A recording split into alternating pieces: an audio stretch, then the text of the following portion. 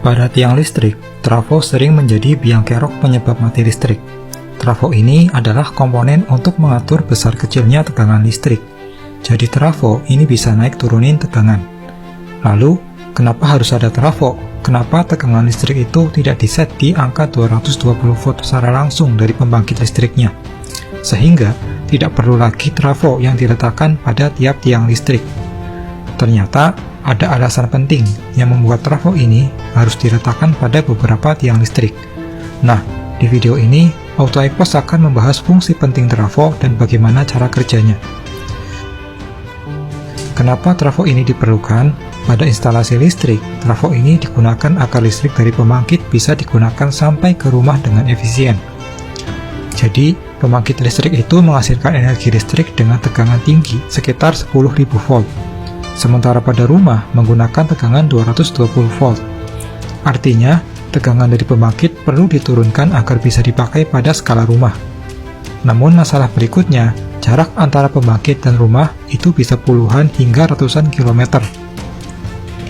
Nah, kabel tembaga yang dipakai sebagai penghantar memang punya tahanan yang kecil.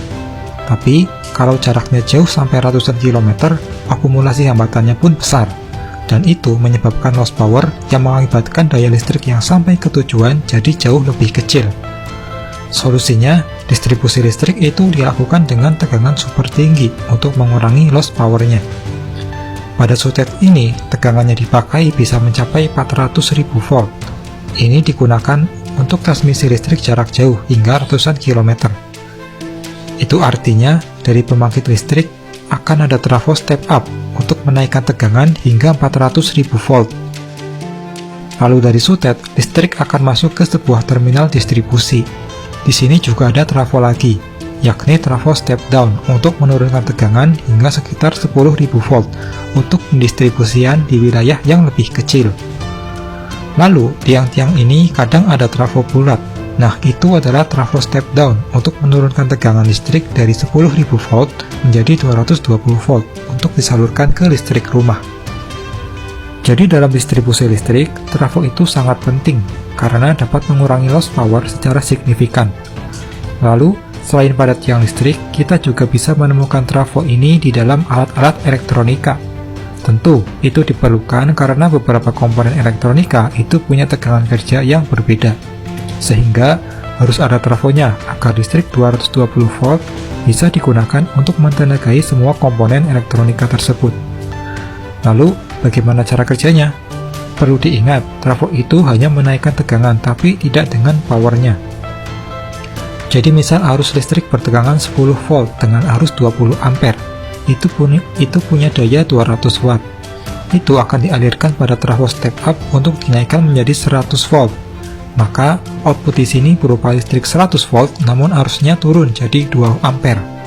Sehingga, kalau diukur dayanya sama meski di sini tegangannya lebih besar. Jadi trafo itu memang menaikkan tegangan, namun di sisi lain trafo juga menurunkan kuat arusnya. Sebaliknya, trafo step down menurunkan tegangan namun menaikkan kuat arusnya. Sekarang kita beralih ke cara kerjanya. Trafo itu prinsipnya GGL induksi, mirip seperti generator. Jadi, ketika kita mengalirkan listrik pada sebuah kumparan, maka akan muncul medan magnet. Jika medan magnet tersebut bergerak dan mengenai kumparan sekunder, maka akan muncul pergerakan elektron pada kumparan sekunder. Sehingga, arus listrik dapat muncul pada kumparan tersebut. Tapi kan pada trafo itu tidak ada komponen yang bergerak. Nah, trafo itu hanya memanfaatkan arus AC yang bolak-balik. Jadi, arah medan magnet yang dihasilkan ketika listrik itu mengalir pada kumparan, itu dipengaruhi oleh arah arusnya. Jadi kalau kita mengalirkan arus DC pada kumparan ini, itu akan menghasilkan medan magnet yang kutubnya tetap. Sehingga kalau kita beri kumparan sekunder di bagian luarnya, pertama itu akan menginduksi. Tapi ketika medan magnetnya sudah muncul, induksi akan hilang, karena medan magnetnya statis. Sementara kalau kita alirkan arus AC, maka medan magnet yang terbentuk akan bolak-balik arahnya. Sehingga akan muncul efek kedutan seperti ini. Nah, pergerakan ini ternyata bisa memicu GGL induksi. Sehingga ketika kita letakkan kumparan sekunder di bagian luar, akan muncul GGL induksi yang membuat kumparan sekunder teraliri arus listrik AC. Jadi pada sebuah trafo itu punya dua kumparan. kumparan primer di area dalam dan kumparan sekunder di area luar. Kedua kumparan tersebut tidak boleh bersentuhan secara langsung karena akan menyebabkan korslet. Oleh sebab itu, ada sekat sebagai isolator kedua kumparan ini. Di tengah kedua kumparan ini diletakkan inti besi dengan arah tegak lurus dengan arah gulungannya. Tujuannya untuk membuat medan magnet terarah, sehingga gejala induksi yang muncul bisa lebih optimal. Dari kedua kumparan tersebut, masing-masing akan disambungkan ke terminal input dan output. Terminal ini pun tidak boleh terhubung satu sama lain. Jumlah terminal ini disesuaikan dengan jumlah fasa pada trafo. Sebagai contoh, trafo 3 fasa ini punya 3 gulungan. Artinya ada 6 terminal, yakni 3 terminal input yang masing-masing terhubung ke kumparan primer, dan 3 terminal output yang masing-masing terhubung ke kumparan sekunder. Kalau trafo single fasa yang bentuknya bulat, itu cuma ada 1 terminal input dan 1 terminal output.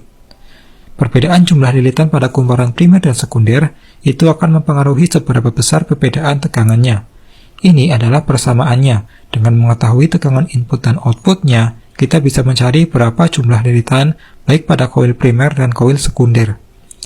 Begitulah cara kerja trafo pada kelistrikan. Semoga bisa menambah wawasan kita semua.